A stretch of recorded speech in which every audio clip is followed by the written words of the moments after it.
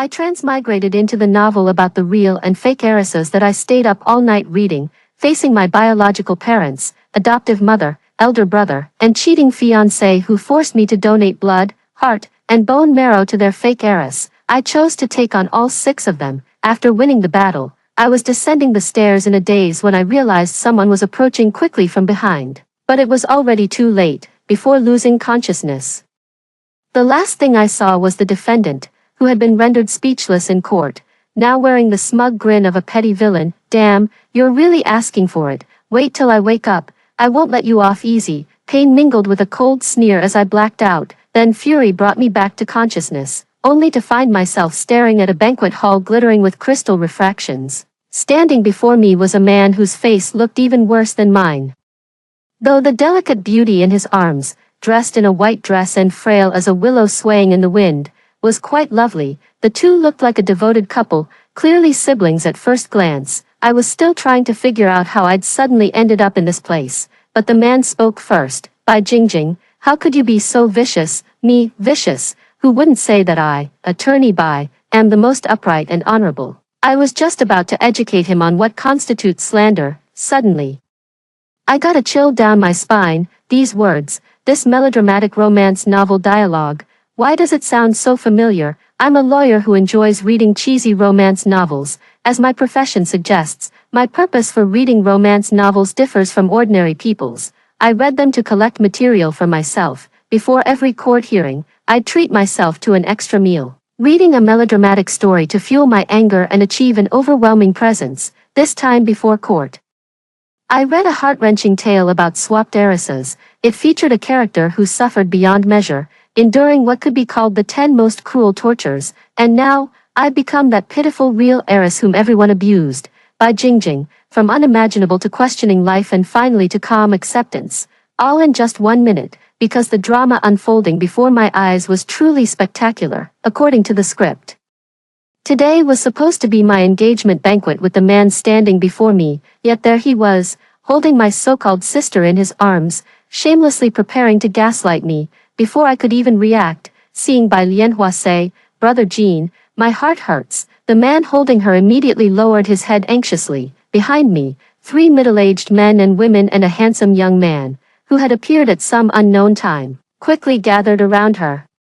Their faces filled with expressions of heartache, as if asking, "Sweetheart, what's wrong?" Having read the plot, I knew the lavishly dressed middle-aged couple were the wealthy parents of the true heiress. The woman wearing a simple white dress yet exuding graceful charm is the birth mother of the fake heiress, while the man who keeps glaring at me one moment and then anxiously glancing at the white lotus is the damn brother of the real heiress. The whole damn story gathers all the idiots who torment me in one place, and following the plot, that moronic fiancé of mine will soon demand I donate blood to the fake heiress. My biological parents wanted me to be her heart donor. My own brother demanded I drag my sickly body to serve her like a beast of burden. Turns out none of those well-fed people matched the fake heiress's blood type. Only this skinny scarecrow of mine did. What a ridiculous, contrived plot hole, misery porn at its finest. People would think they're living representatives of blood samples if they didn't know better. The true heiress is a walking source of medical resources. While reading, I already thought these people were practically criminals. Now I'm experiencing it firsthand. All I can say is, the flames of battle have been ignited. Jingjing, hurry up and apologize to your sister. You know she has congenital heart disease. Are you deliberately trying to upset her? The lavishly dressed woman immediately turned to scold me. Listening to the surrounding voices mocking or despising me for being vicious, I could only feel both amused and utterly exasperated. In the story's plot, the female lead was publicly denounced at this engagement banquet, thereafter becoming an object of scorn in elite circles. Her already timid nature made her even more vulnerable to bullying and manipulation. As for me, feeling the hidden anger, resentment, grievance, heartache, and suffocation within my body, I've decided to go mad, to fiercely vent this pent-up rage. Come, let's fight. My blazing fury, what kind of bullshit elite family is this? In the past, it was these noble families begging me to show mercy. Rah, I spread my arms wide, my presence as imposing as a rainbow. The domineering Mrs., when opposite me was so startled she nearly stumbled backward. The entire room fell silent, all eyes turning toward me. I summoned the same formidable energy I wielded in courtroom battles, slowly extending a finger. First, I wasn't angry with her. Who knows what inexplicable act she was putting on? Seeing how these words ignited fighting spirit in the person across from me, I swiftly raised my hand again, using gestures to suppress whatever they were about to say. Second, it was all of you who insisted on bringing me back to the Wen family. It was also you who proposed my marriage alliance with the Jiang family under the pretense of compensating me, so don't act like I stole Wen Rowan's fiancé and owe her some kind of debt. I've met Jiang Jin at most 3 times. Where did you get the idea that I'm so fond of him that I'd snatch him away? If anyone owes anyone, it's you who took her fiancé and dumped him on me. It's not like I wanted to take in someone else's cast-offs. Okay, watching everyone rendered speechless. Their expressions still dazed, I quickly raised a third finger. Third, since Jinhe Jiang and Rowan Wen are so deeply in love with each other that they could openly embrace at my own engagement banquet without the slightest regard for my feelings, why do you still hypocritically bless our union? And aren't you all supposed to dote on Rowan Wen the most? Wasn't preventing my appearance meant to spare her from sorrow and anger? How dare you steal someone's fiancé and act like it's justified? Just to make me take the blame, my sharp gaze swept across the faces of those opposite me. Or are you just playing me for a fool? You're not my real parents at all. Claiming I'm your daughter was just a scheme to legally take my heart and give the money to my mother. The more I spoke, the more sense it made, and some guests at the banquet suddenly had looks of realization dawn on their faces. I turned my head and looked sorrowfully at my adoptive mother. I've always believed I've been filial to you. Why would the mother I love try to harm me like this? Jingjing, how could you think that way, Mrs. Bai wore an equally heartbroken expression, covering her mouth as she choked back sobs and looked at me. She looked as if she had suffered the greatest injustice. How could you think of me that way? Even though you're not my biological child, I'm genuinely happy you found your birth family. All I want is your happiness, yet you harbor such malice toward me in your heart. This White Lotus adoptive mother was always like this. Twisting words and distorting facts, she cried, but I cried even harder, my heart suddenly gripped by a sharp pain. This is the original female lead stress response. Seems she's been severely manipulated. I immediately leaned into this pain and cried even harder. It's my fault. I'm sorry, Mom. So this is how good you are to me. Finding someone who looks respectable on the surface, yet likes my adopted sister more than I do. I wouldn't be surprised if they had children later. But I'd be genuinely moved to tears. I deliberately emphasized certain words to ensure everyone in the room could hear them clearly. You, Mrs. Bai hadn't expected me to counter her remarks. Tears welled up precariously in her eyes, making Mr. Wen beside her visibly distressed. Well, isn't this getting interesting? The adoptive mother is having an affair with the biological father. This tangled relationship is too messy to sort out. Mr. Wen couldn't bear to see his former first love, his white moonlight, heartbroken, so he turned to confront me, the troublemaker. If you weren't willing, you should have said so earlier. Why cause such a scene at the engagement banquet? Tisk, old man. I turned to look at him. You didn't ask for my opinion either, did you, Mr. Wen let out a mocking laugh, his face full of disdain. The mouth is yours. Couldn't you have spoken up on your own? I continued sneering. If I really had spoken up, you'd just use your elder status to shut me down. Whatever's good or bad, fragrant or foul, it's all whatever you say. Is this the expression a father wears when facing the daughter he's failed for 20 years? My gaze darkened as I looked at him, then shifted to the pitiful White Lotus fake sister behind him, just catching her provocative smirk. Ah yes, she's the beloved daughter, his biological child with his first love, his white moonlight. Oh, I adjusted my expression, crafting a look that blended heartbreak with forced joy. I heard my biological parents wanted me back home and was initially overjoyed, but who knew when I actually arrived at the Wen family, I realized I was an outsider. What you truly love is Wen Rowan, who took my place for 20 years. She said she wasn't comfortable and was afraid of strangers, yet while claiming I'm your biological daughter, you made me stay in the guest room. You wouldn't even set an extra chair for me at the dining table. Oh, little cabbage so yellow in the field, having a mother feels just like having none. The poor butler even found me a pretext to get familiar with the Wen family by having me clean everywhere. My voice was neither too loud nor too soft, just right, and my rendition of Little Cabbage was perfectly in tune, leaving the banquet guests who heard the lyrics with expressions caught between amusement and speechlessness. The gazes that had been watching me for entertainment turned sympathetic, while those directed at the opposite group became mocking. After all, they knew, before the banquet, the Wen family had deliberately spread rumors that the real heiress hadn't even finished middle school, lacked proper upbringing, and couldn't even speak properly. Now look at this spectacle of one person debating against a crowd. What a slap in the face. Moreover, judging by the true heiress's tone, this isn't welcoming back a daughter, it's practically bringing home a maid. Being excessively kind to the adopted daughter who usurped her biological daughter's status could be attributed to 20 years of parental affection, but comparing their current situations now, one can't help but suspect the Wen family has some ulterior motives, that condescending, charity-like expression toward their own biological daughter. Anyone without serious issues could see right through it. Whispers spread through the crowd, questioning whether everyone in the Wen family was mentally unwell. My sharp ears caught the murmurs, and I nodded vigorously in agreement. It seems this fictional world isn't completely hopeless yet. I was still nodding when my hand was suddenly grabbed. My delicate White Lotus sister stood there with tears in her eyes. Sister, please don't blame Mom and Dad. It's all because of me that they made you stay in the guest room.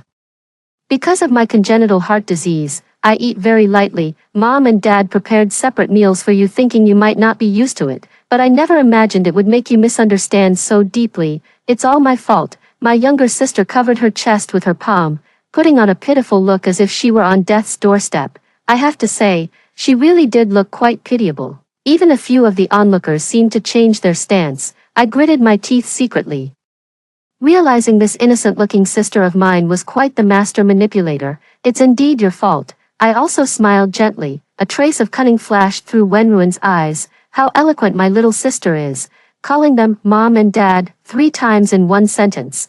Are you afraid I'll steal away my own birth parents, or do you truly believe my heart is made of stone? You don't mind at all that your identity replaced mine for 20 years. I wiped the corner of my eye and continued hoarsely. Mom and Dad treat you so well, worrying about your health, caring for your feelings. When they put me in the guest room, I felt like they saw me as an outsider. When they didn't call me to the dinner table, I could only hide in a corner watching you all laugh and chat while serving each other dishes. At that moment, I wished I'd never been found by my birth parents. It shouldn't be that even saying, I blame you, would make Mom and Dad glare at me. The Wen parents who were still glaring at me speechless, before everyone, Mr. Wen awkwardly withdrew his gaze, while Mrs. Wen stood frozen.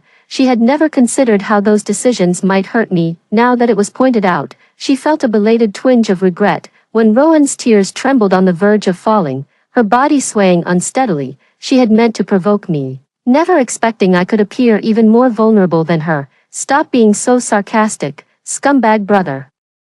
Who'd long had it in for me, supported gentle and while glaring coldly at me, all this resentment over one little comment. If you're unhappy, just say so directly. Must you ramble on like this? I turned sideways to face him. Haven't I been saying all along that I'm unwilling? Could it be that big brother has gone deaf too? Since you all treat me as family, wouldn't it be better for me to voice my dissatisfaction?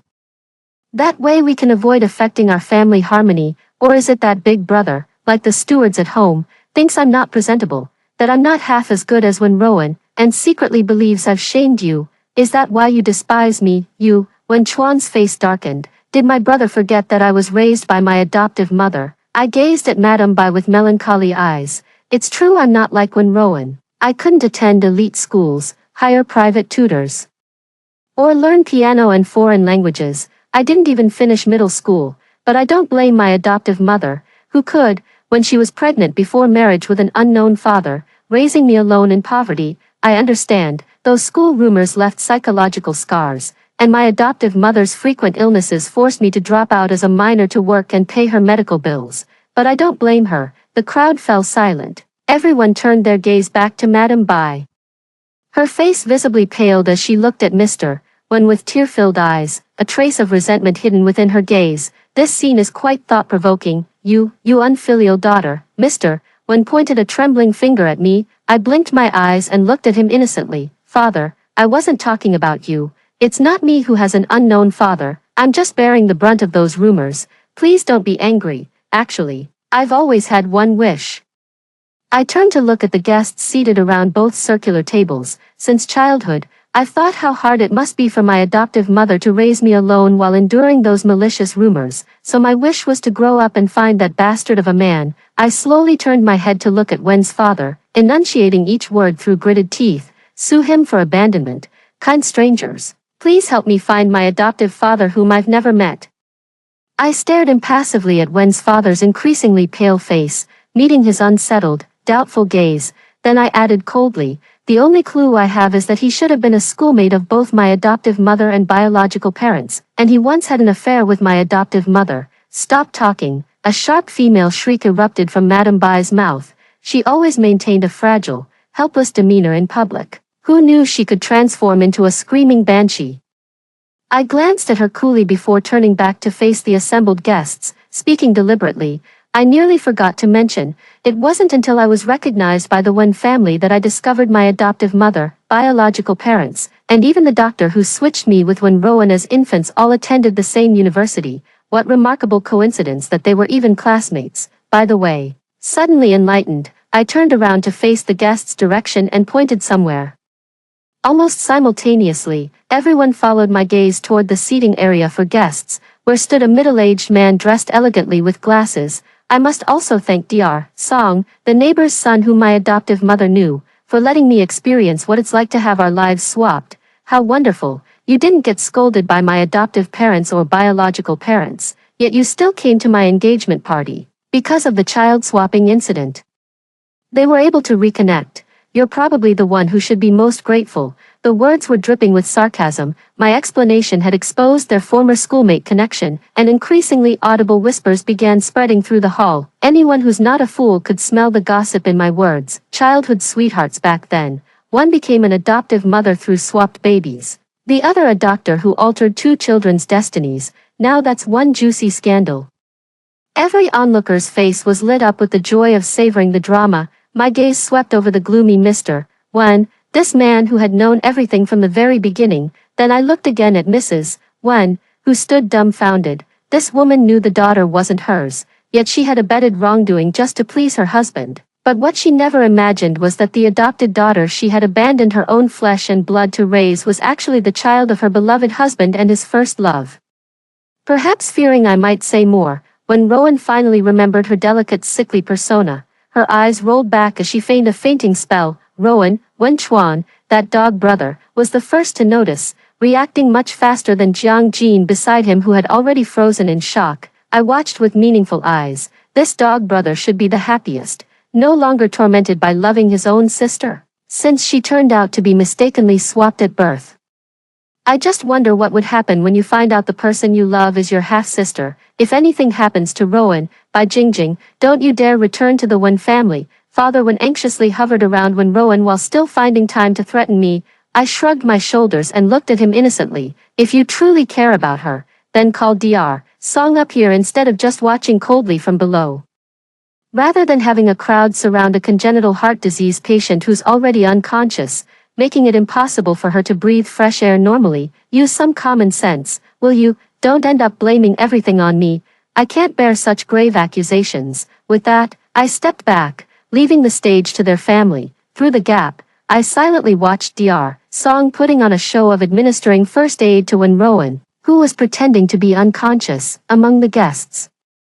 There was also Mrs. Song hesitating whether to step forward. My gaze swept over her, carrying a hint of pity. She was a relatively fair woman, having lost a child herself. She had shown particular favoritism toward the child born to her close friend, Wen's mother. After learning about the child-swapping incident, she was also the first to adopt a proper attitude toward the female lead. What a shame she married that scumbag Dr. Song. Now that we know Dr. Song was the one who switched the babies, I hope she can get away from that bastard soon. The engagement banquet ended with Wen Rowan suddenly suffering a heart attack. I quietly thought to myself, if there were any normal people present, they could accuse me of intentionally provoking Wen Rowan despite knowing she had congenital heart disease, thereby constituting intentional homicide. What a pity, there are no normal people. Everyone was relishing the shocking scandal of the Wen family, while those idiots were still fawning over Wen Rowan, who in turn was pulling out all the stops to keep them wrapped around her finger. I lay on the guest room bed in the Wen residence, pondering my next move. A clamor suddenly erupted outside the door. I frowned, unable to comprehend why such a large one family would have guest rooms that weren't soundproof. Good evening, young Master Jiang, with my sharp ears catching the words. Young Master Jiang. I recalled this particular scene from the plot, because when Rowan fainted during the engagement banquet, Jiang Jin dragged the feverish female lead to the hospital and demanded she donate blood to Rowan. Haha, what a lunatic. I raised my hand to touch my forehead. It was indeed a bit feverish. The next second, the door was violently kicked open. Jiang Jin strode into the room with a dark expression, yet his eyes were filled with disdain, as if the room were a garbage dump. No one would be happy after being offended like this. My expression darkened as I spoke icily. May I ask what business Mr. Jiang has barging into my home and violating my privacy? Humph, Jiang Jin sneered. You're the one who drove Rowan to hospitalization, yet here you are living carefree. Slander. That's adding insult to injury. I smiled at him. Are you blind or just brainless? Or perhaps I wasn't clear enough. I don't like you, so stop trying to get my attention, okay? Don't you know why when Rowan fainted? Who could possibly like you? Jiang Jin spat out coldly with disgust. This has nothing to do with. Before he could speak, I cut in first. Oh ho ho, you wanna say it's got nothing to do with you. She likes you, yet you're getting engaged to me. What a scumbag. She got so angry about her unknown father. Instead of tracking down her real dad to stand up for her, you come to me. If you're not into me and trying to get my attention, then what? I took a step back, fanning myself with my hand. Disgusting, you. Jiang Jin flushed crimson with anger, his neck bulging with rage, yet he lacked the sharp tongue to retort. So it's true you're ill-bred and only know how to spout such nonsense. Were the rumors about you fooling around with disreputable men also true? Furious, Jiang Jin lunged forward to grab me. Slandered yet again. My gaze turned icy as I stared straight at Jiang Jin. Jiang Jin's hand instinctively loosened its grip, then tightened again when he realized what he'd done. Rowan is lying in the hospital right now waiting for a blood transfusion, and you still won't go donate blood? Donate blood? I scoffed quietly while turning on my phone's voice recorder. Mr. Jiang Jin, in what capacity are you forcing me to donate blood for gentle Annie? If you hadn't caused a scene at the banquet, how could Rowan have fainted? You owe her this. You should donate blood for her. Damn ignorant fool. I glared at him coldly as my hand was dragged forward. I'm anemic and currently running a fever. Asking me to donate blood? Why don't you just ask for my life? It's just donating a little blood. Don't be so dramatic, acting like it's life or death. Jiang Jin turned away dismissively. And really, just a little blood. By Jingjing, do you need to make so many excuses? If I could donate blood myself, I wouldn't be coming to you. This is practically the only use you have left. You should cherish it. What absolute bullshit. I rubbed my bruised wrist, then massaged my shoulder and waist where they'd hit the wall, coercing blood donation through violent threats, trespassing into private residences to violate personal privacy, slandering and destroying reputations. You're really crossing the line, Mr. Jiang Jin. I glanced at Jiang Jin standing beside me, watching coldly as he waited for me, like the original female lead, to obediently admit my mistake and follow him to the hospital to donate blood. I quietly took out my phone from my pocket, saved the recording, and dialed 110 right under his nose. Hello, Uncle Police. Help. There's a man here trying to force me, someone with anemia and a fever, to donate blood at the hospital. I clearly reported the address and the possible hospital we might go to, then added, I'm already injured in multiple places. Please come quickly. By Jingjing. Jiang Jin widened his eyes in disbelief and reached out to snatch the phone from my hand. He couldn't believe I had actually called the police. Don't touch me, I screamed before hanging up the phone and expressionlessly stuffing it into my pocket. Let's go, to the hospital. I won't fall for your tricks. Take you to the hospital to confirm what you just said, Jiang Jin said through gritted teeth. So you do know you're committing illegal acts. Seems you're not completely brain dead after all. I sneered at him, and yet you still dare say I owe her and should donate blood? What? The hospital's type A blood won't work for her. Neither my adoptive mother's nor biological father's blood is suitable. It just has to be mine, the blood of this vicious woman, as you call me. What's the matter? Not afraid my wickedness might infect her? What right do you have to demand blood from someone who's suffered 20 years in her place, only to be despised by you all? Perhaps it was this body awakening. I couldn't control the furious roar that escaped me. Is it because you're shameless and brain dead? She faints. Her heart hurts. and you all say it's my fault. What? Is it my fault that she's been spoiled rotten for 20 years and still turned out this way? When I'm not around she's perfectly fine. But the moment I show up she's got aches everywhere. Am I her heart disease or what? Are you all blind? Can't you see she's faking it? Disgusting. If you want to enshrine her like a bodhisattva, why use me as your stepping stone? The more I spoke, the more satisfying it felt, and my body had never felt so light. Jiang Jin was stunned by the shouting. Seizing the chance, I mocked him. So you're the elite graduate from a prestigious foreign university, the CEO of a top 500 national company. You're nothing but a certified idiot and mama's boy. Hurry home, grab your mom's hand and whine that you like when Rowan, make her agree to this. After driving Jiang Jin away, the police arrived within half an hour. I filed a report first, then had a female officer document my injuries and collect evidence, explaining in detail how the door had been kicked open. When the officers finally left, I met the butler's disapproving gaze. Miss Bai, you shouldn't have done this. What?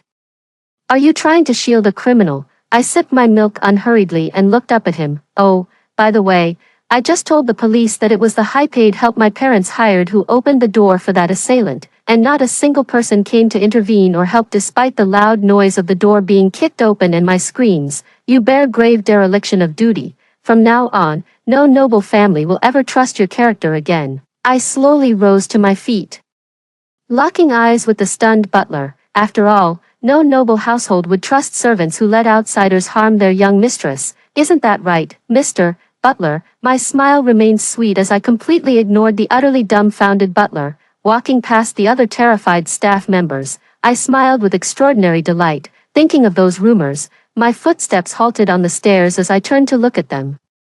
If I hear you spreading slander again, claiming I lead an immoral life and casually fool around with men, I won't hesitate to sue you for defamation. According to criminal law, the penalty can be up to 3 years imprisonment, detention, surveillance, or deprivation of political rights. 11. By evening, the butler respectfully escorted me out of my room. Descending the stairs, I met Father Wen's gaze filled with gloom. What have you done? I didn't answer him. My eyes instead fixed on Madame Bai, who had unexpectedly appeared at the Wen residence.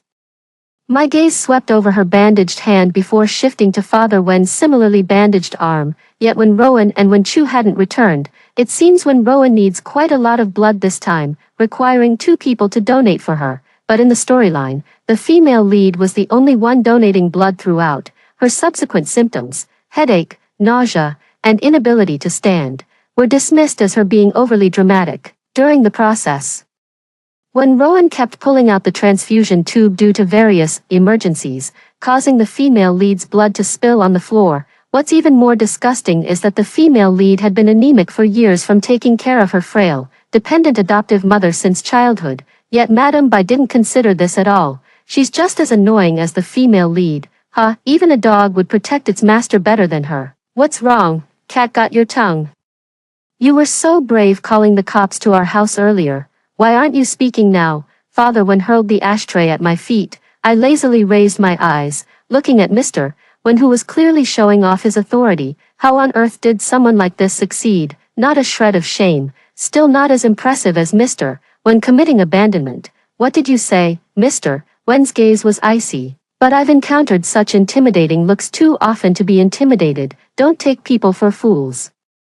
I don't believe Mr. Wen was unaware when his own daughter was switched. I stood facing him, staring back coldly. When Rowan attended elite schools since childhood where monthly physical exams were mandatory, I refused to believe you never noticed anything amiss. I smiled as I glanced at Wen's mother, who had been dazed since entering the door. Truly a wolf's ambition. You've investigated quite thoroughly. Pretending to be weak and fooling everyone before, just waiting for this moment to erupt and take revenge on us. The way Wen's father looked at me was as if he were seeing someone with ulterior motives. I owe this to the family servants who always compared me to Wen Rowan. As for revenge, you two, who've only known me for half a month, aren't worth my retaliation. I pointed my finger at Madame Bai, whose face had turned pale. The one truly worthy of my revenge is my dear foster mother. Jing, Madame Bai exclaimed in shock. Have you forgotten? My gaze was heavy with sorrow, glistening with unshed tears.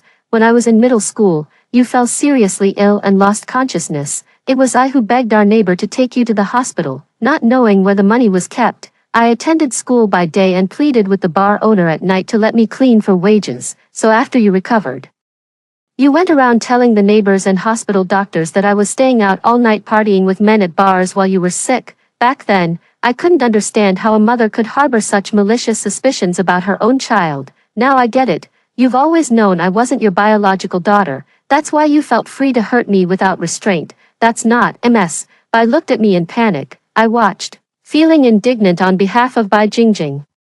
The original owner of this body, this woman didn't even dare to admit the truth. Yet she let an underage girl endure such vicious gossip and humiliating finger-pointing. I stared at her. Later when I ranked first in the high school entrance exam, you kept whispering in my ear, "Jingjing, our family has no money, we're sorry, Jingjing." So I dropped out of school, and then you told everyone I was rebellious and unwilling to study. Now I understand. The platinum bracelet worth tens of thousands on your wrist, the designer clothes you wear. Who would doubt you'd refuse to let me go to school while putting on such a pitiful act? They only believe what you say is the truth. I covered my face and wept, peering through my fingers to gauge their expressions. Madame Bai had already turned ashen, while Mr. Wen first shot her a disbelieving glance before his expression shifted through several emotions and finally settled into calm.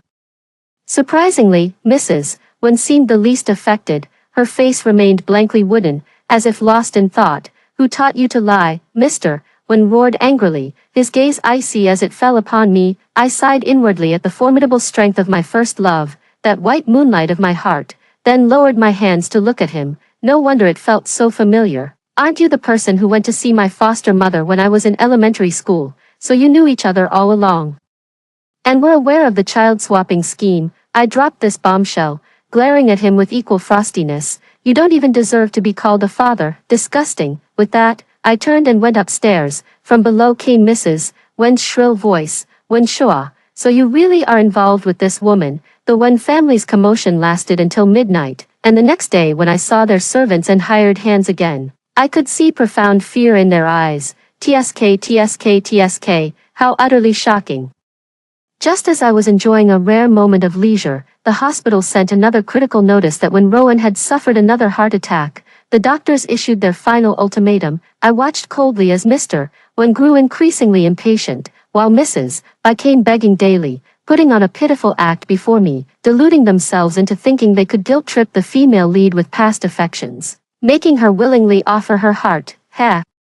The most disgusting character in this entire story is this White Lotus, putting on the purest, most fragile facade, coaxing others to sacrifice themselves while pretending to be reluctant. "Jingjing, drink your tea quickly." Coming downstairs, I watched Mother Wen, who seemed to have undergone a complete personality change. Anyone could guess there was something unusual about that cup of tea in her hand. Even though I knew this was part of the novel's plot, I couldn't suppress my anger in this moment.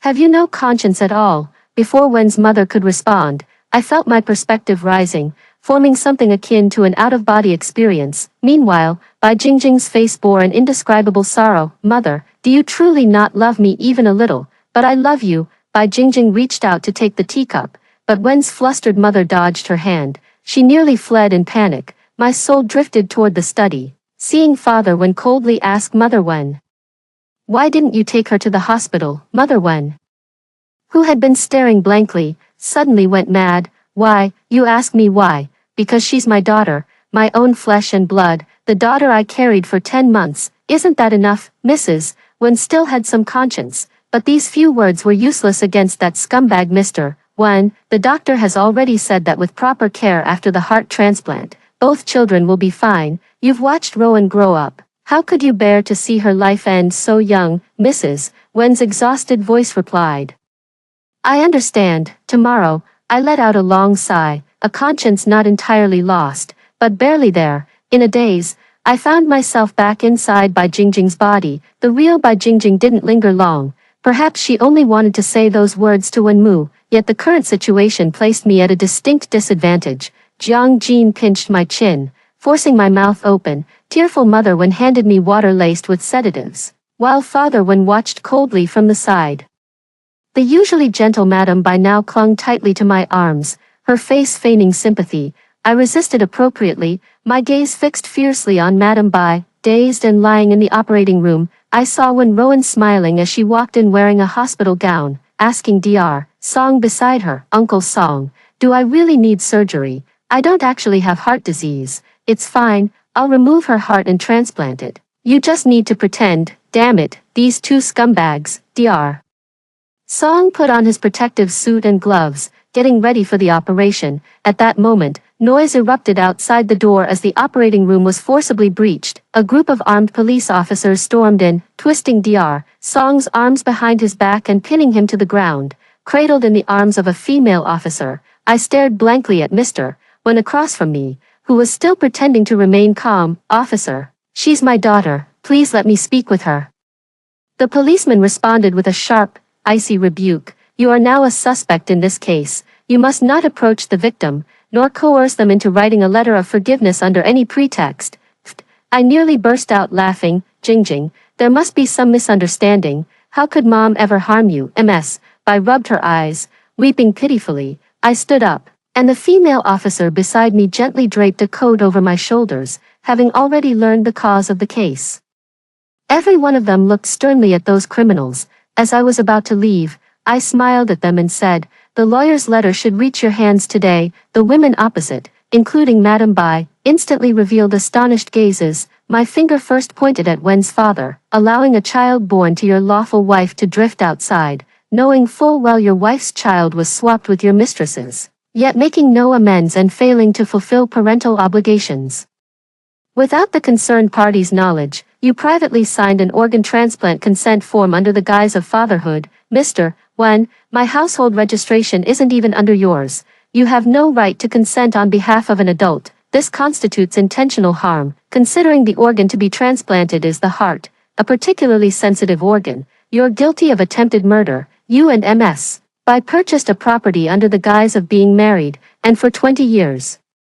You traveled together under the same pretense during every business trip. You are guilty of bigamy. The company under your name evaded taxes amounting to 30%, punishable by imprisonment of not less than 3 years but not more than 7. I looked at Mr. Wen, whose face had turned pale, and said with a smile, "As for the remaining charges of assault, we'll see you in court." Shifting my finger to point at Ms. Bai, I continued. You conspired with your childhood sweetheart brother to swap someone else's child and proceeded to abuse them, using the name of adoptive mother to mentally oppress her, and while having sufficient funds, pretending to be pitifully poor to deprive her of 9-year compulsory education qualifications, ruining her life. You put on this fragile act, using Mr. Wen's money to see your biological daughter every month, letting her enjoy my life while subjecting me to mental oppression education. Ms. Bai, I wonder if beneath your skin everything is black. Ms. Bai's face turned frighteningly pale, but a flash of hatred flickered in her eyes. The media, who had arrived earlier, were taking photos of Ms. Bai. I continued pointing at Dr. Song, who was being detained. To vent your anger for your neighbor's sister, you switched the two families' babies, utterly lacking medical ethics and breaking the law, because of Ms. Bai's remarks about seeing Mrs. Song laughing and chatting with another man. You grew suspicious and disguised harmful drugs as vitamins to cause Mrs. Song's miscarriage. You lacked the skill to perform organ transplant surgeries, yet you dared to operate on me to cut open my chest and take my heart. Did you really think you could hide forever the fact that you fabricated Rowan's congenital heart disease? Do you know? Dr. Song, pinned down by the police, looked up in horror. I heard it in the operating room just now. I nodded. Intentional homicide, even calling you beasts in human clothing would be too kind. Finally, I walked up to Mrs. Wen, raising your husband's mistress's daughter while harming your own flesh and blood. You didn't know the three of them met every month. You could have gotten evidence of his affair, but you loved that bastard so much you refused to hold him accountable. You knew the daughter wasn't yours, but seeing how much your husband loved her, you never thought to look for your own biological daughter. You never once considered whether she was safe or happy. I did. Mrs. Wen collapsed into hysterical sobs, her body going limp. I never imagined when Shua would do this to me. How could he replace my daughter with that bitch's child? Mrs. Wen attacked Mr. Wen and dodging Rowan like a rabid animal. You're insane. Let go of me. I am insane. I've loved you for decades, and you've deceived me for decades. You're nothing but a beast. You knew exactly what kind of life your own flesh and blood was living, and yet you treated her like that, and this little beast. I raised her as my own daughter for 20 years, and this is how she repays me, faking a heart condition to harm my daughter. You're all beasts, Mrs. When no longer cared about appearances, she stood up and lunged at Mr. When with both hands. I thought you had at least some conscience. You actually handed my daughter over to that vile woman to raise. How did I treat when Rowan, and how did she treat my daughter? And you lied to me, saying you had nothing to do with her. Both of you are vile. Get out. Father Wen pushed the person away, his face darkening as he glared at me. If you're dissatisfied, you could have talked to the family. Why make such a scene? Do you want to send us to prison? This time I genuinely laughed, though there wasn't a trace of amusement in my eyes. You seem to have misunderstood something. Are you trying to intimidate me with paternal authority? If I recall correctly, we're just fake father and daughter who've known each other for half a month. A middle-aged man who's only known me for 15 days drugged me unconscious and tried to forcibly take my heart.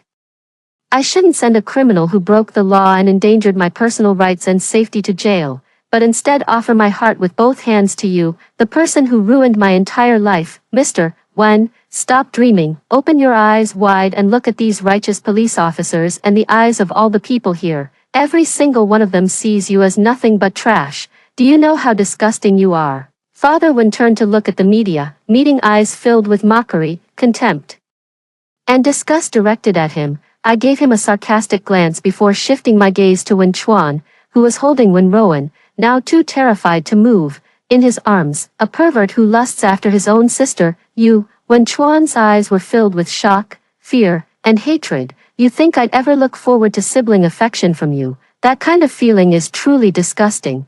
Covering my mouth as I retched dryly, I turned to look at Wen Rowan again, after pretending for so long. You've actually convinced yourself you have heart disease. Wouldn't congenital heart disease be obvious with a checkup? How pitiful you are, worrying every day that your identity as an illegitimate child might be exposed, shaking my head with emotion, and to go through all this trouble trying to eliminate me as your imaginary enemy. No more of that. Reflect well on your attempted murder charges. My sharp eyes caught Jiang Jin trying to retreat into a corner. You forcibly drugged me and sent me to the hospital. Add that to your previous charges of defamation, breaking and entering, and violent coercion. Where do you think you're going, young Master Jiang? We'll see each other in court. I leisurely followed the police to give my statement, leaving behind a clamoring crowd. In an hour, the Wen family's affairs would likely dominate half the internet. They would never be able to recover from this. Thank you. My body stiffened, making sure I hadn't misheard that. Thank you. It belongs to the female lead by Jingjing. Extra. By Jingjing. The court verdict was undoubtedly in by Jingjing's favor, but she didn't keep the compensation money, instead donating it to children who couldn't afford schooling. Not having a complete school experience remained her lifelong regret. The convicted father Wen bowed his head for the first time, hoping she would provide a letter of forgiveness. But Bai Jingjing no longer yearned for familial affection. I never imagined she would treat you like that. It's all my fault. Please forgive me. I'll make it up to you properly from now on. Father Wen pleaded meekly from behind the glass, his voice filled with humility. It seems his time inside truly tempered his character, but Bai Jingjing wouldn't come to see him anymore. Mother Wen, who received the lightest punishment, also sued Father Wen as a victim. Yet the person she owed most was still Bai Jingjing. Perhaps having had an epiphany, she went to visit Bai Jingjing every week, but belated sincerity is cheaper than grass, and so is familial love. No child absolutely belongs to their parents. Bai Jingjing just wanted to start her own life. She could never forget the scene of being drugged by her birth mother. Bai Jingjing also visited Ms. Bai, without her care. The woman was living just fine inside. For some reason, Bai Jingjing smiled. You've been lying to me all along. She stood up and was about to leave after saying this. Jingjing, Madam Bai pounded on the glass.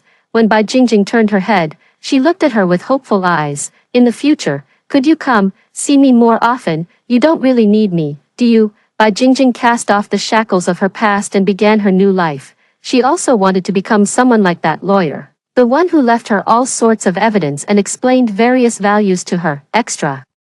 Me, I opened my eyes in the hospital, a bandage wrapped around my forehead, recalling what happened at the courthouse entrance. I smiled and pulled out the criminal code. Nothing pleases me more than teaching a lesson to these law-breaking losers who refuse to accept defeat. After hearing the first story above, what are your thoughts? Feel free to share your opinions in the comments section. Next, there is another similar story. Let's continue to see. 3 months before the college entrance exam.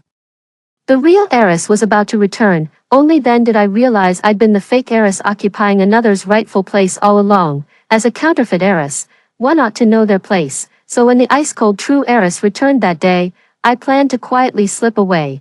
No need to disrupt their family reunion. Who could have guessed the real heiress would march straight toward me upon arrival, then start rummaging through her backpack for something? My internal alarm bells were ringing. What now? She wouldn't try to take us both down just because I stole her parents' affection, would she? Who would have guessed she'd pull out a stack of test papers? Come on, we're running out of time. Let's start with a math placement test first. We'll tailor our approach based on your results. No, what kind of nonsense is this? A new revenge tactic. Here I am, forced to sit at my desk staring blankly at the test papers before me. Directrix, parity, derivatives, what the hell is all this? As a certified slacker at school, being distracted by trivial pursuits is fundamental, and slacking off comes naturally. In other words, have you ever seen a shit-stirring stick actually pay attention in class? Haven't solved many problems yet, but there's already a clump of hair on the floor. I couldn't take it anymore and slammed the table as I stood up. I quit. Whoever wants to do this damn thing can have at it. Across from me, Jiang Rose set down her chemistry problem and looked up. Her eyes flashing coldly. What did you say? Slowly sitting back down, I muttered to myself, whoever wants to do it can do it. Who wants to do it? I do, so I'll do it. Wah wah wah, the pressure from a top student is terrifying. Soon after, my mom came in carrying some fruit. I looked at her pleadingly, and she gave me a reassuring glance. I felt relieved. Since childhood, I've never liked studying, and my parents always adhered to joyful education principles, never forcing me. Who would have thought that at my age, I'd still face such a calamity? Life is cruel, my mother tentatively said to Jiang Ro. You see, our family isn't short of money. Her father and I have discussed it. If Gigi can't get into university, we'll send her abroad to gild her credentials. After all.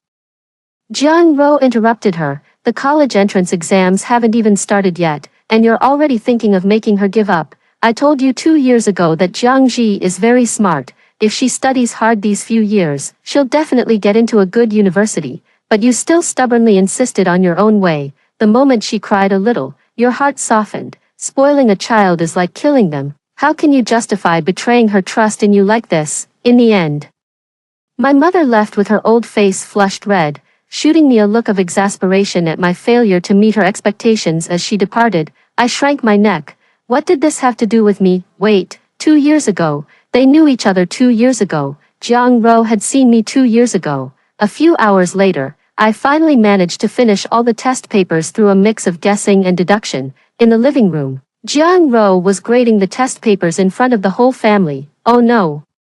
Isn't this public execution? I watched helplessly as Jiang Ro's grip on the red pen tightened, her corrections growing increasingly forceful. Whoosh whoosh whoosh. The sounds pierced through the air. Mommy, I'm scared. Finally, Jiang Ro put down her pen and took a deep breath. Out of 150 points, you only scored 30. Before she could finish speaking, my dad clapped his hands and burst into laughter. Ha ha ha ha, only 30 points. That's hilarious. Mid-laugh. Jiang Ro shot him a deadly glare. My father hunched his shoulders with a solemn expression. We deeply regret this score. My mother quickly nodded in agreement. Since solving problems wasn't working, Jiang Ro decided to quiz me on key concepts instead. So then, functions, no clue, geometry, never studied, sequences. My eyes lit up as I blurted out. Now you're speaking my language. I'm Su Lai, the master of this game. Mom and Dad both covered their faces and sighed. While my gaze grew increasingly confident, and Jiang Ro's frown deepened, with a loud smack, the study materials were slammed onto the table. Is this how you've taught her all these years? All three of us lowered our heads in unison. Only 3 months left until the college entrance exam, and your foundation is this week. 30 points. You could have scored higher by sleepwalking through the exam, and you parents, failing completely in your duty to supervise studies.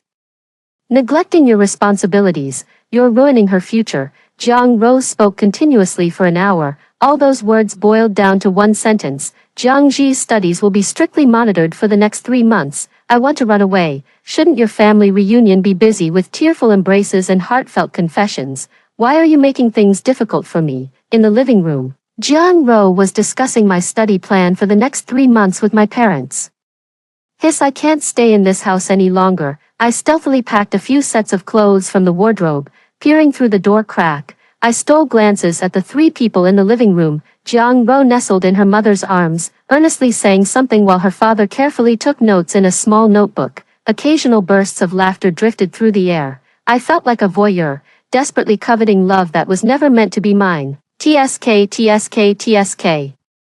How dare you think about this at such a critical moment? Do you have a death wish? Finally, after the lights in the living room went out and all the servants had retired for the night, I tiptoed cautiously and gently pushed open the door. Then a creature eerily resembling a human appeared before my doorway. Ghost. I stumbled backward in terror. Jiang Ro stood in the shadows holding today's test paper, looking utterly confused. Where are you going? She'd come to tutor me.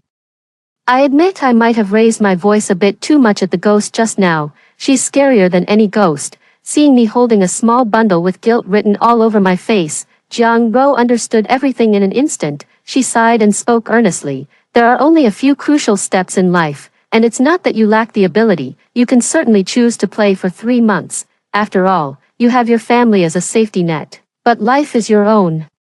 Whether you muddle through or strive with all your might depends on your choice. I don't believe someone who even pursues rankings in video games would willingly settle for mediocrity. If you apply yourself seriously, with your intelligence, there's no doubt you'll succeed. Jiang Ro finished speaking and left. I was also quite depressed. Every time results came out, I was the unspoken last-place student in class. I tried to resist, but I simply couldn't learn it no matter what. In the end, I simply gave up and joined them in mocking myself. But I never expected that Jiang Ro would believe in me more than I did myself when it came to college entrance exams. Am I really capable? No sooner had she left than my father came over to tease me. The few times they burst into raucous laughter made me wonder if the roast duck I ate tonight had died with grievances unredressed. Then they told me the truth. Jiang Ro had warned them beforehand to strictly supervise my studies. So they hesitated several times, wanting to advise me to steer clear of Jiang Ro. I never expected Jiang Ro to come straight for me the moment she returned. They couldn't even stop her. What a disaster, Dad tentatively suggested. How about we follow your sister's plan for now? Let's try studying lightly for 3 months first. Don't worry, if you don't pass the exam, your dad will take care of you. Look, everyone assumes I won't pass the exam. I've had enough. Jiang Ro's words echoed in my mind. And in a fit of passion, I blurted out, just watch. I'll definitely pass. He started cackling again. How rude, I pouted. Why wouldn't they believe me? No sooner said than done. I took out a math textbook from my backpack, picked up a pen, and began studying diligently on my own. The definition of a parabola's directrix is, half an hour later, I couldn't hold on any longer and collapsed face first onto the desk. In my dazed state, I faintly sensed someone carrying me to bed and gently tucking me in. I hugged the person tightly and mumbled, Mom. Mom patted me gently and said, Sweetie's here, let's go to sleep. The next day I made a special effort to wake up early. When I appeared in the classroom, several of my mischievous friends rubbed their eyes in disbelief. No way, don't you always skip the first 2 classes? Did your family go bankrupt? Yeah, what kind of class would require the young miss to attend personally? I seriously spread open my textbook and began marking it up with my pen. What do you know? I'm really going to study hard. Their deafening laughter was the response. Stop pretending. When have you ever not been making a last-ditch effort? I dug at my ears. No matter, I've gotten used to it after all these years. At the same time, the class monitor knocked on my desk. Did you do yesterday's homework? He didn't even plan to linger by me, as if already prepared for me not handing in the assignment. My so-called friends were also waiting leisurely to see me make a fool of myself, so when I took out my homework notebook, they looked particularly surprised. As I was leaving, I could still hear him muttering to himself, has she had a change of heart? The gang of troublemakers exchanged bewildered glances. What got into her? No idea. Before class started, the homeroom teacher suddenly entered the classroom, bringing Jiang Ro along with her. Only then did I realize Jiang Ro had transferred to our school. Under my eager gaze, the homeroom teacher quietly arranged for Jiang Ro to sit behind Fu Mo. What, you think I've learned my lesson from past mistakes? At the beginning of sophomore year, our homeroom teacher assigned Fu Mo to sit directly behind me. Fu Mo was the top student in our grade. He was always rigidly proper and never cracked a smile. The homeroom teacher's original intention was for him to inspire me academically. Little did anyone expect that I'd drag him into chatting every day, causing his ranking to drop by about 100 places. After that, the homeroom teacher promptly made sure he stayed far away from me. Our seating arrangement changed from front and back desks to opposite corners of the classroom. For a long time after changing seats, Fu Mo would come over every break to forcibly explain problems to me. That little mouth of his just wouldn't stop. I promptly listed him as persona non grata, but from what I observed, thankfully Fu Mo didn't bother Jiang Ro. If anyone dares to spout nonsense and delay Jiang Ro's college entrance exams, I'll fucking end them. In the evening, the driver came to pick up Jiang Ro and me from school. I slumped in the car, covered in dust, as if 3/4 of my soul had left my body. The first day of serious lectures felt like my soul had been drained from my body.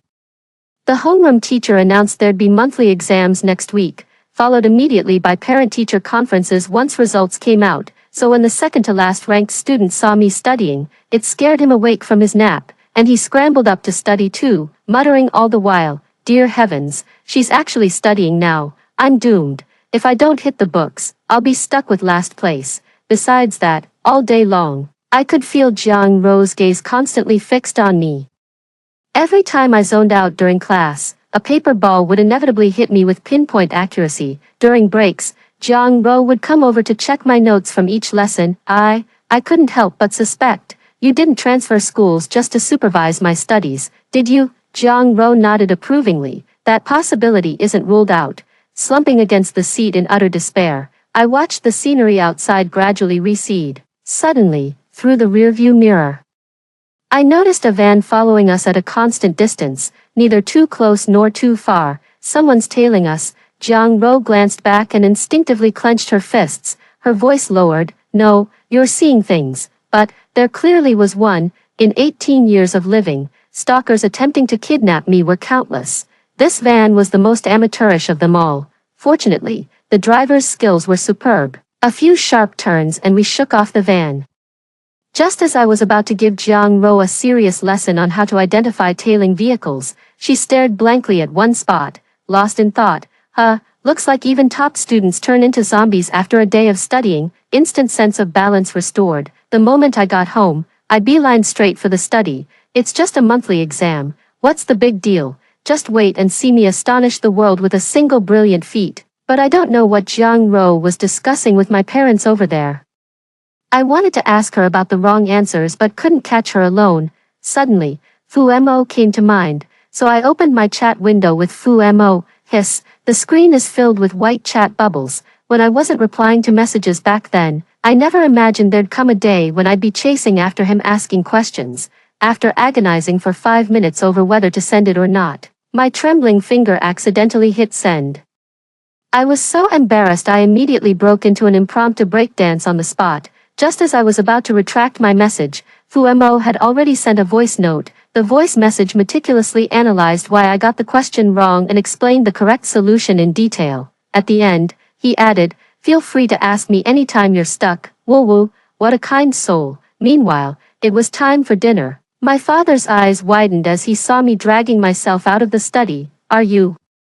I nodded eagerly. "See how much I love studying. Did you hide in the study again to pluck the spines off my cactus? Come on, it only pricked you once. If you keep pulling them out, it'll go bald." The other party ignored you and rolled their eyes. I sat at the dining table wolfing down my food. I need to eat quickly. I still have to study later. There's a monthly exam next week, and if I do poorly, they'll call my parents. My dad kept glancing at me several times before finally speaking up. "Daughter, parent-teacher conference is coming up soon. Can we discuss something? Could we maybe not come in last place this time? How about challenging ourselves to be second to last?" My mom slapped my dad's arm. "Don't put too much pressure on the child." Jiang Ro nearly spat out her food. "Sorry, couldn't help it." For the entire following week, my days consisted of nothing but eating, sleeping, and reviewing lessons. My classmates went from initial astonishment to complete indifference. Some even started betting on whether I could break the curse of being last in class. They went so far as to shamelessly invite me to join their betting pool. I asked around. Apart from a few people betting that I'd improve, everyone else was convinced I'd remain dead last. Those few people were Jiang Ro, Fu Mo, and the second-to-last student. Without hesitation, I pulled out 100 yuan and bet that my ranking would rise. On the day of the exam, I realized many questions looked familiar. I'd seen them before, but only glanced at them briefly.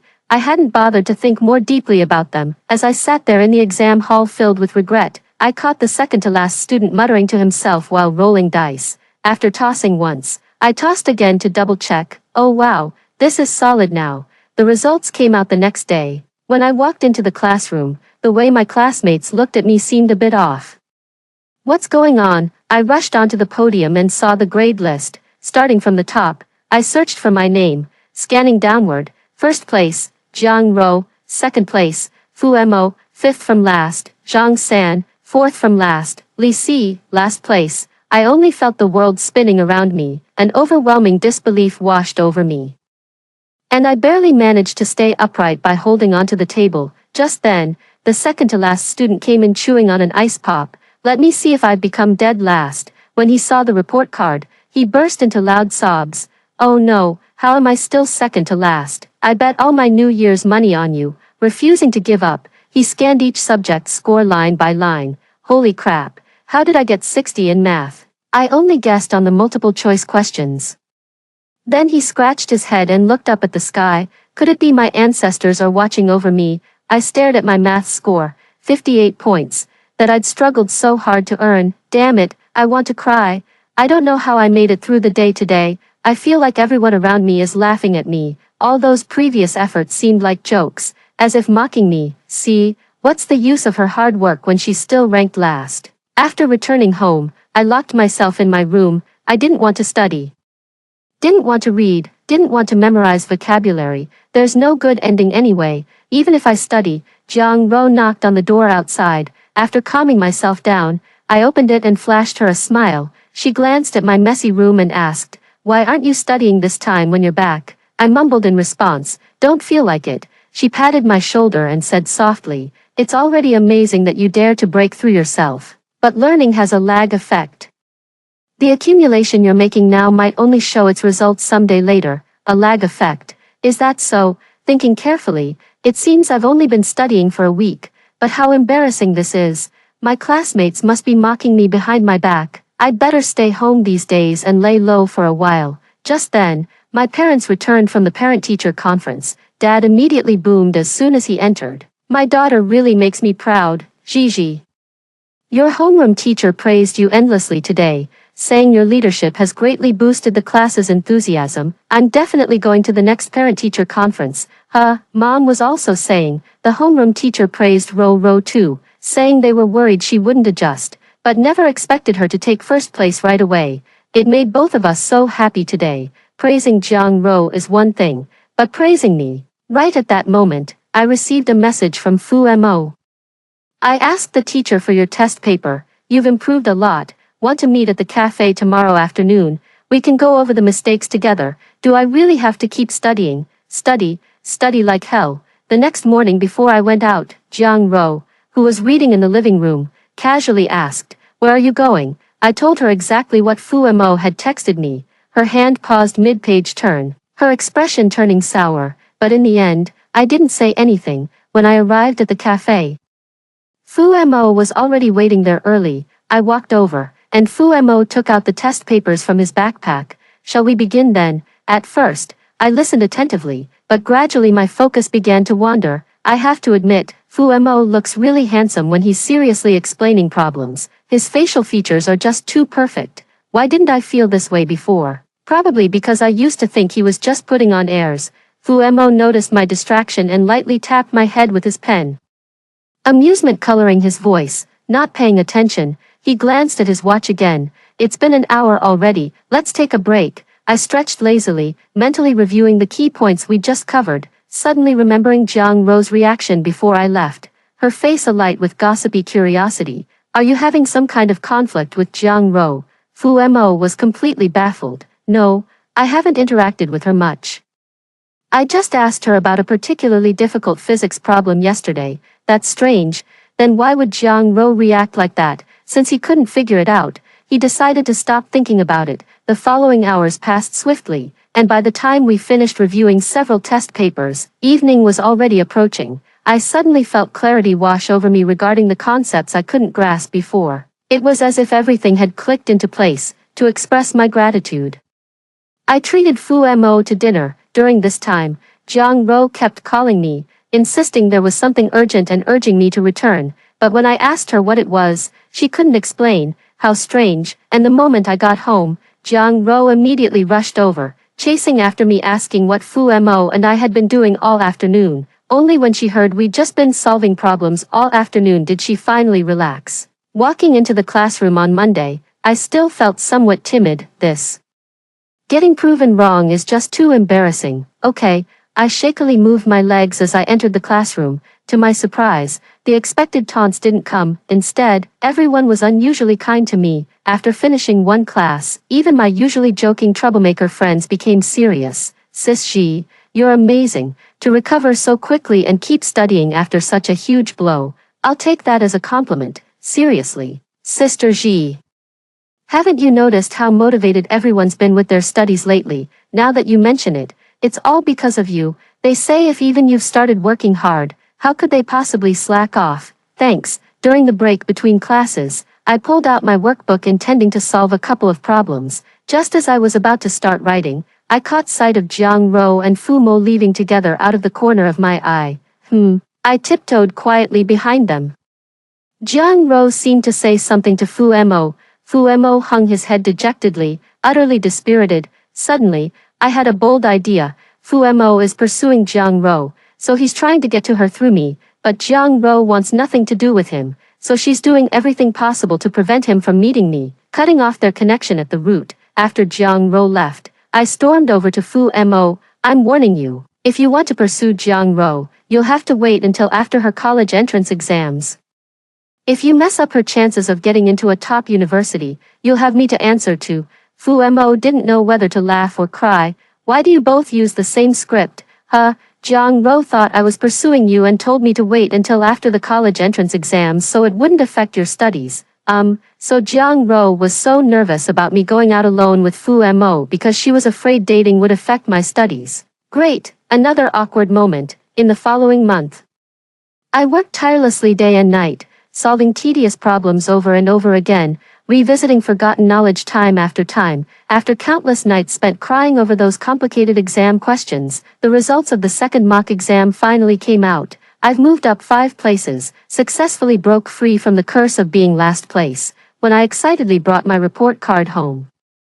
I faintly heard the sound of an argument. Jiang Ro and I exchanged glances before running inside. My dad was yelling at them, I already gave you the money, why do you still want to take her away? There were 2 strangers standing in the living room, and my mother was so angry she clutched her chest while taking deep breaths. The moment Jiang Ro saw the 2 of them, she tried to push me into the bedroom, but she was a step too late. The middle-aged woman in the living room rushed toward me, wailing as she ran, my precious baby, Mom finally found you. The middle-aged man stood behind her, rubbing his hands together with a creepy grin directed at me, but his smile felt deeply unsettling, like a wolf eyeing its prey with predatory intent. Jiang Ro shielded me behind her, her tone sharp. What do you think you're doing? The woman's face hardened. You little bitch. Now that you found your birth parents and think you're a sparrow turned phoenix, you dare talk to your mother like that? Then noticing me, she plastered on a fake smile and fawned over me. This must be Gigi. So pretty.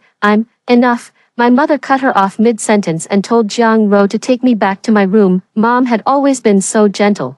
This was the first time I'd ever seen her this angry. Inside the room, Jiang Ro tried to brush off the question. My voice carried certainty. They're my biological parents, aren't they? Jiang Ro froze momentarily, about to shake her head when I continued. That van following us the other day was them too. Seeing she couldn't hide it any longer, Jiang Ro reluctantly revealed the truth. Ever since Jiang Ro returned, my biological parents began keeping tabs on my whereabouts. One day, they happened to see Jiang Ro and me getting into the same car at the school gate, so they started tailing us by car. Gradually, they figured out the address where I lived. they came knocking on my parents' door several times, demanding money, but before, they would always leave as soon as they got the money.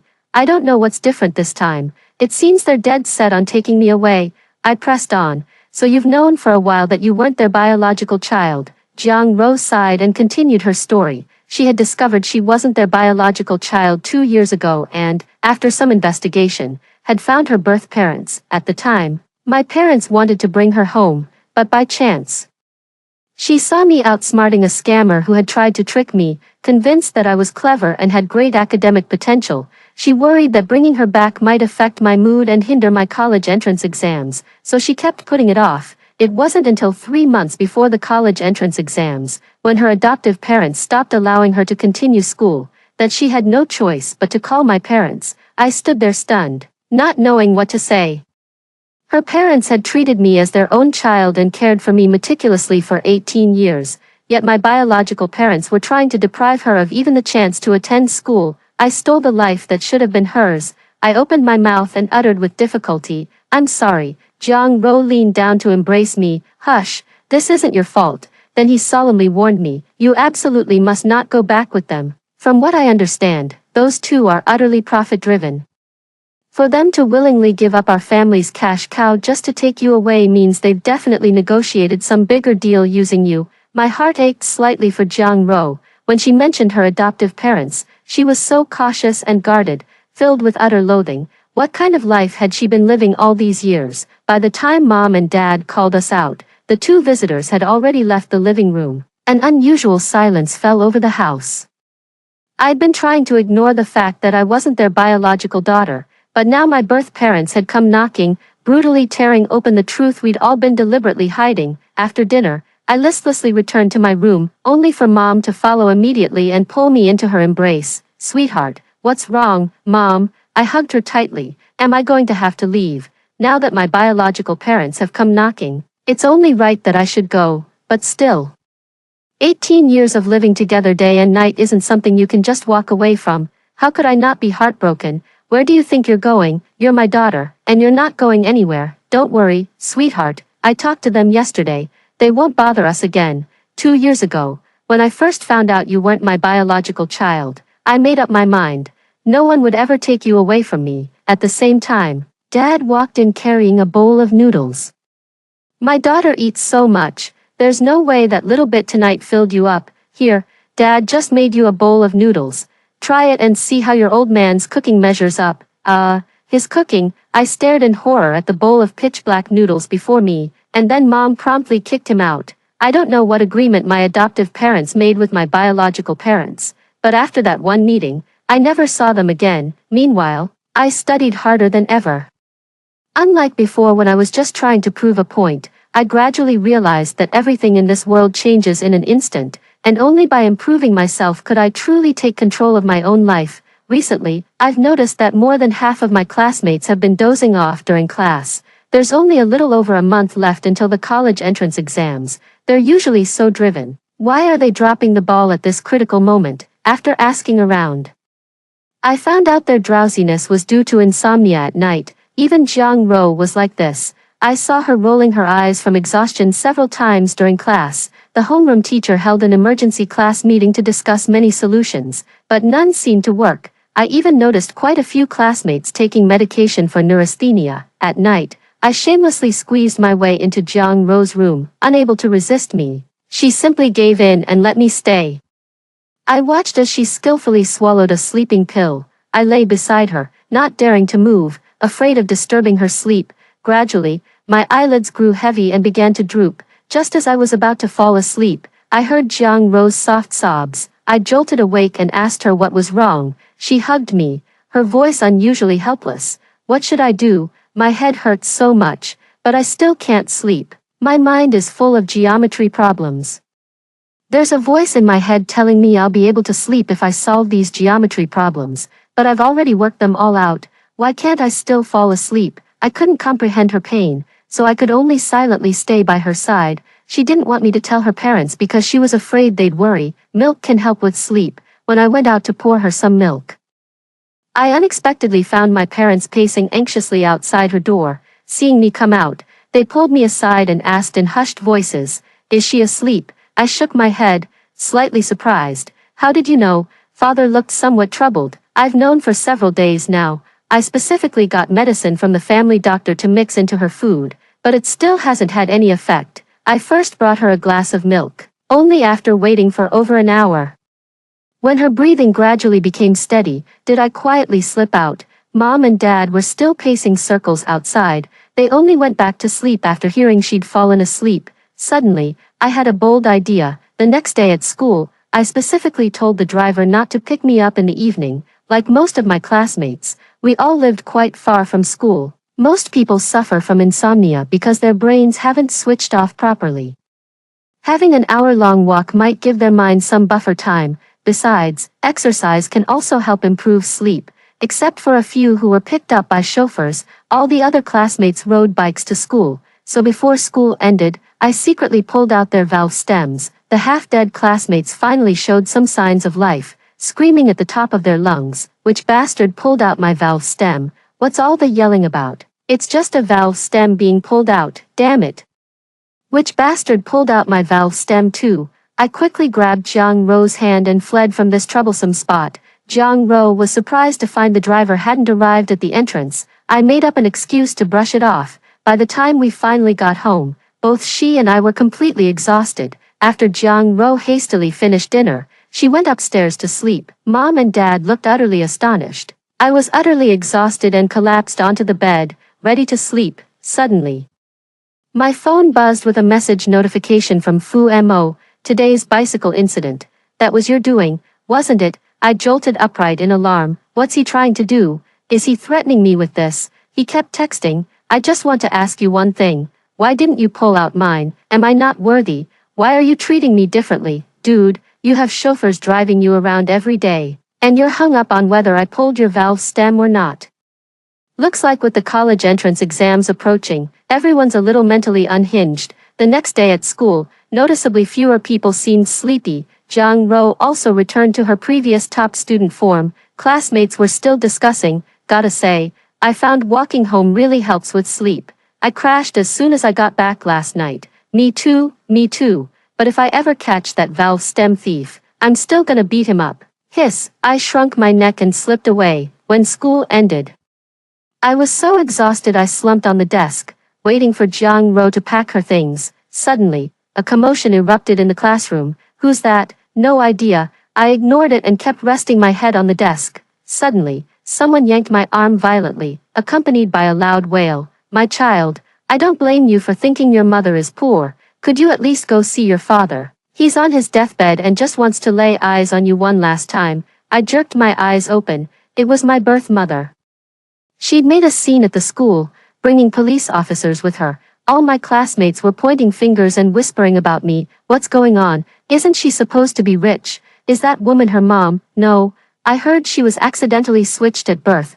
Jiang Ro is actually the real heiress." In front of me was my biological mother throwing a tantrum, surrounded by classmates watching the spectacle. I've never experienced this kind of embarrassment before. For a moment, I didn't know what to say. The police officer also chimed in. "Student Jiang, right, as the saying goes, a child never despises their mother's ugliness, nor a dog its master's poverty. Besides, your father is critically ill now. You should go back and see him." "No, that's not it. That's not how it is. I'm not saying they're poor. I didn't even know my biological father was critically ill. Why didn't you tell me? Why did you have to make a scene at school, just as I was trembling with rage?" Fu Mo stepped beside me and said to the surrounding classmates, "Break it up. This is their family matter." My classmates also became aware of my situation and quickly scattered. Yeah, it's her own business." "Exactly. What does it matter if she's rich? Mind your own business." "Right, I don't know any rich kids. I only know our classmate Jiang Ji." My eyes grew red with emotion. My birth mother was still blocking their way. "Don't go. Help me settle this. Oh heavens. My poor unfortunate husband." The crowd dispersed, and Jiang Ro finally pushed her way in. "You're using the same tricks on her that you used on me, aren't you?" "Well, I'm telling you, not a chance." Then she grabbed my wrist and tried to pull me away. "Don't mind her. Her poor husband isn't even hurt. She's just a master at emotional blackmail." But in the end, I still went back with my birth mother, because she said the police were here, and if I didn't go back, she'd report my parents for trafficking me. Jiang Ro remained deeply wary of her, secretly slipping me a utility knife before leaving. Let me protect myself. After returning to my biological parents' home, I finally realized that my biological father wasn't injured at all. Suddenly, I remembered Jiang Ro's words.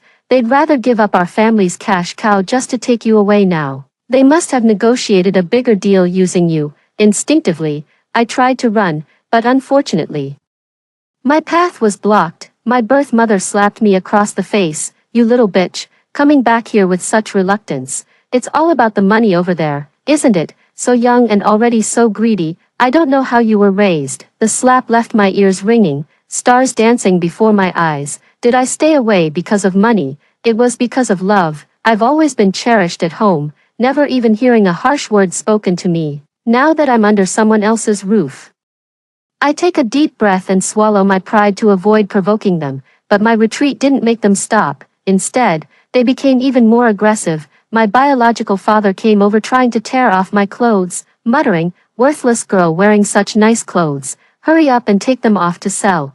Pay off my gambling debts first." I lifted my head in disbelief, unable to believe these words had actually come from a father's mouth. With no means to resist, I pulled out my utility knife. But the disparity in strength between men and women was too great. The utility knife was wrested away and thrown to the ground. Then came another slap across my face. "You wretched bitch, dare try to kill your own father. Who do you think you are?" My clothes were torn off anyway, and my biological father leered at my body. "Quite the figure you've got. No wonder President Meng specifically asked for you."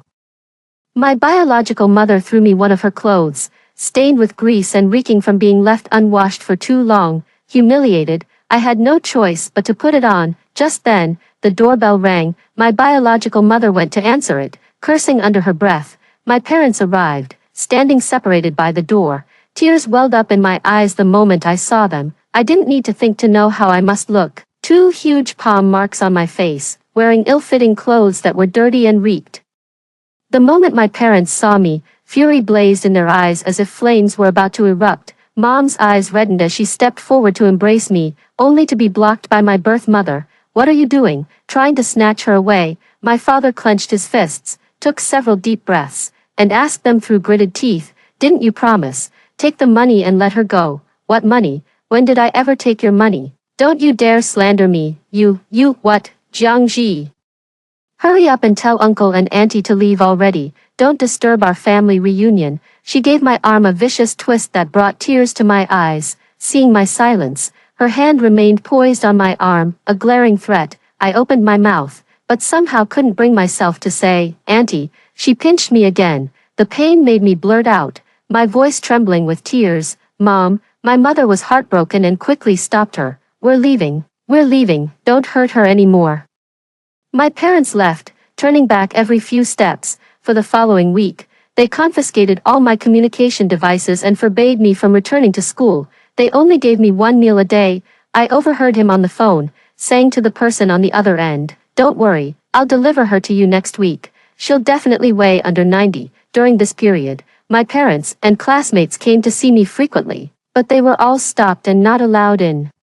Even when I tried to pick up exam papers to practice, they would tear them all up upon discovery, cursing while they shredded. "What's the point of studying this? Why would a girl need to attend university? The higher your education, the harder it'll be to marry you off." But with the college entrance exam approaching, I had no choice but to secretly turn on my desk lamp and study after they fell asleep. It suddenly reminded me of when my parents forbade me from reading romance novels at home. So I read them in the dark. After they found out, worried it would harm my eyes, they reluctantly lifted the ban. If they knew I'm now studying in the dark, they'd probably be quite pleased. After being locked in the room for who knows how many days, they finally took me out. They dressed me in extremely revealing clothes. I had a terrible premonition. Sure enough, that very night, they bound me tightly and delivered me to a hotel. I was alone in the hotel room, trying to wear through the rope.